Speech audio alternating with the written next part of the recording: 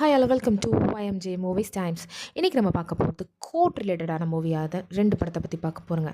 அந்த ரெண்டு படம் பார்த்திங்கன்னா கோர்ட்டில் மட்டும்தான் நடக்குது. கோர்ட்டில் இப்போ நார்மலாக நம்மள மாதிரி பீப்புள்ஸ் யாருமே வந்து உள்ளே போய் எந்த மாதிரி வாதாடுறாங்க அப்படிலாம் தெரியாதுல்ல.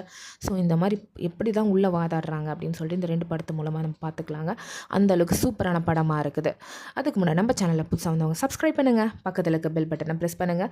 இதுக்கு முன்னாடி நம்ம சேனலில் இருக்க வீடியோஸை ப்ளீஸ் பார்த்து எனக்காக சப்போர்ட் பண்ணுங்கள். வாங்க இப்போ படத்துக்குள்ளே போகலாம். பார்க்க போகிற first movie court state versus nobody. இது 2025 வெளிவந்த ஒரு தரமான தெலுங்கு மூவிங்க. இந்த படத்தில் 2 ஹீரோஸ் இருக்காங்க. ஃபர்ஸ்ட் ஹீரோட வயசு பார்த்தீங்கன்னா 19 இயர்ஸ். ஏன்னா கன்ஃபார்மாக இந்த வயசு சொல்லி ஆகணும். ஏன்னா இந்த வயசு வச்சு மட்டும் கூட இந்த படத்தில் நிறைய ட்விஸ்ட்லாம் இருக்குது. செகண்ட் ஹீரோ ஜூனியராக ஒர்க் பண்ணிகிட்ருக்காரு ஒரு சீனியர் லாயர்கிட்ட.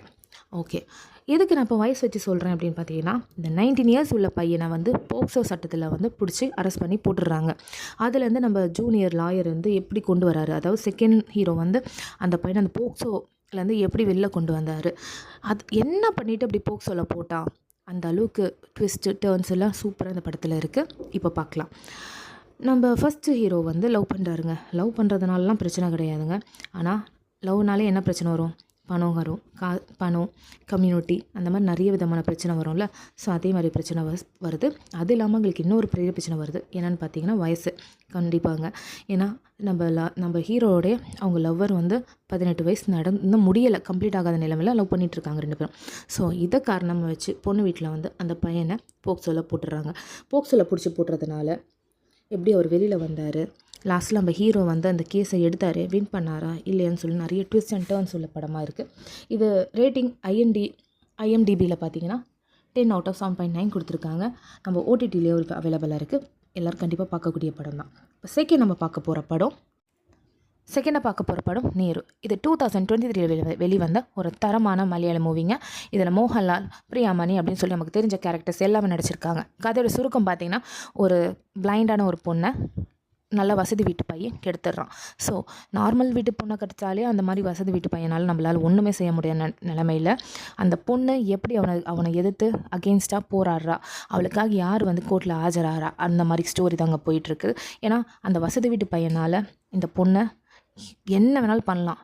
ஆக்சுவலி வந்து அந்த கதையே நாங்கள் பண்ணல, நான் அந்த டைமில் இல்லைன்னு சொல்லி மாற்றுற அளவுக்கு கொண்டு போகிறாங்க.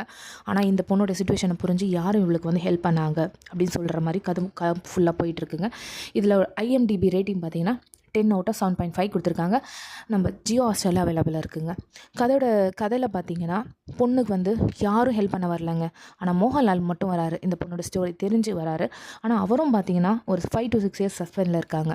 அது ஆஃப்டர் 5 to 6 years சஸ்பென்ஸுக்கு அப்புறம் இந்த பொண்ணுக்கு வந்து இவரோட வக்கீலாக வந்து ஆஜராகிறாரு. ஸோ இவர் வந்த நிலைமையில் இந்த கேஸு ஜெயிச்சிச்சா இல்லையா, மேலும் அந்த பையனுக்கு வந்து என்ன நடந்துச்சு, இப்போ அது பொண்ணுக்கு எப்படி நடந்துச்சு, அந்த பொண்ணு எந்த விதத்தில் ப்ரூவ் பண்ணிச்சு, அவளுக்கு நடந்த துரோகத்தை எப்படி ப்ரூவ் பண்ணா அப்படிங்கிற கதை வந்து சூப்பராக கொண்டு போயிருக்காங்க. கண்டிப்பாக நம்ம வந்து ஃபேமிலியாக வந்து எல்லாமே உட்காந்து பார்க்கலாம். அந்தளவுக்கு சூப்பராக இருக்குது. ஒரு கோர்ட்டில் இப்படிலாம் நடக்குமா? ஆக்சுவலி வந்து அந்த பொண்ணு சைடில் எந்த ஒரு தப்பும் இல்லை. ஆனால் அங்கே என்ன நடக்குதுன்னா, இந்த பொண்ணு தான் எல்லாத்துக்கும் காரணம் மாதிரியும், அந்த பையன் மேலே எந்த தப்பும் இல்லை, ஆக்சுவலி அந்த டைம் பீரியடில் அவன் இல்லவே இல்லை அப்படின்னு சொல்லிட்டு கேஸையே மாற்றுறாங்கங்க. இப்படி இல்லாமல் பண்ணுவாங்க. ஏன்னா நம்மள மாதிரி ஒரு ஆளுங்களை வந்து கேஸில் டேரெக்டாக போய் பார்க்கறதுக்கு சான்ஸே கிடையாது. ஆனால் இந்த மாதிரி படத்து மூலமாக அங்கே என்ன நடக்குது, எந்த மாதிரிலாம் வந்து ஒரு கேஸை வந்து அவங்களுக்கு அகேன்ஸ்டாகவும் மாற்றலாம், அதுக்கு ஆப்போசிட்டாக அப்படியே மாற்றலாம் அப்படின்னு சொல்லிட்டு கூட்டு போகிற மாதிரி சூப்பராக வந்து டேரெக்டாக கொண்டு போயிருக்காங்க படத்தை. எல்லோரும் கண்டிப்பாக பார்க்க வேண்டிய போகிறோம். ஆல்ரெடி பார்த்திங்கன்னா கமெண்ட் பண்ணுங்கள், பார்க்காதவங்க கண்டிப்பாக போய் பாருங்கள். தேங்க்யூ.